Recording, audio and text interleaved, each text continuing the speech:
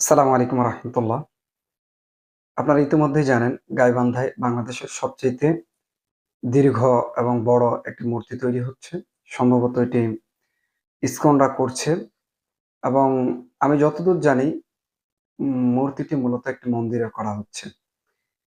তো এটা নিয়ে সোশ্যাল মিডিয়ায় ইতিমধ্যেই আলোচনা চলছে, লেখালেখি চলছে। অনেক গ্রহণযোগ্য আলেম ওলামা, তালেবুল এলেম বা ইসলাম প্রিয়, দিন প্রিয় ভাইয়েরা লেখালেখি করছেন। সাধুবাদ জানাই। তো আজকে দেখলাম এমবিএ টাইমসে একটা নিউজ হয়েছে। আল্লামা মামুনুল হক সাহেব এবং ফয়জুল করিমের ছবি সম্বলিত একটি নিউজ, ফটোকার্ড সম্বলিত।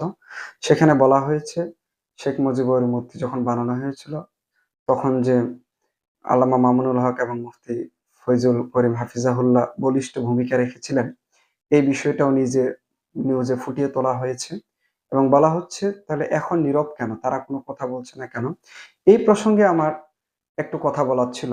আসলে দেখেন, আগের যে আন্দোলনটা হয়েছিল শেখ মুজিবের মূর্তির বিরুদ্ধে, সেটা নেহায়েত কোনো ধর্মীয় মূর্তি ছিল না। এটা একজন তাকে যেহেতু আওয়ামী লীগরা বড় কিছু মনে করত, এজন্য তার মূর্তি মোড়ে বানাচ্ছিল। এই আন্দোলন হচ্ছিল যেন মানুষ এটাকে ঘিরে কোনো শিরকে লিপ্ত না হয়ে যায়। কিন্তু এবারের যে মূর্তিটা, সেটা হচ্ছে হিন্দুদের একটা ধর্মীয় মূর্তি এবং তাদের মন্দিরের ভিতরে। তো আমি আশঙ্কা করছি এটা নিয়ে যদি কেউ কথা বলে বা এটার বিরোধিতা করে, তাহলে এই প্রসঙ্গটা হয়তোবা রাজনৈতিক মোড় নিতে পারে। হিন্দুরা এটাকে একটা ট্রাম্প কার্ড বানিয়ে বহির্বিশ্বে প্রচার করতে পারে, নিজেদেরকে ভিকটিম সাজাতে পারে।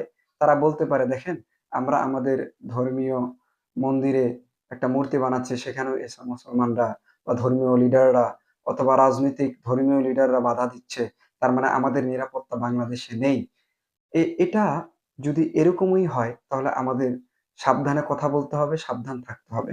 কারণ বর্তমানে আমরা প্রত্যেকেই জানি ভারত চাচ্ছে বাংলাদেশের সাথে একটা অকারেন্স করতে।